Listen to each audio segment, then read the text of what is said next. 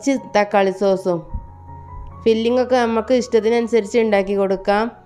Beef കൊണ്ട് ഉണ്ടാക്കി കൊടുക്കാം. ഇങ്ങനെ ഇതിലേക്ക് കുറച്ച് ചിക്കന് വേവിച്ച് മിക്സിൻ്റെ ജാറിൽ വെച്ച് പൊടിച്ച് വെച്ചതാണ്. ആ ഇതിലേക്ക് ഇട്ട് കൊടുത്ത് ഒന്ന് മിക്സാക്കി കൊടുക്കാം.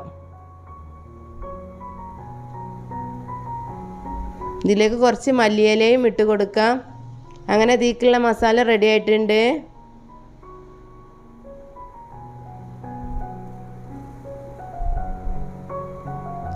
കുറച്ച് ബ്രെഡ് ഇവിടെ എടുത്ത് വെച്ചിട്ടുണ്ട്. ഇതിൻ്റെ 4 ഭാഗവും കട്ട് ചെയ്ത് ഒഴിവാക്കി എടുക്കുക.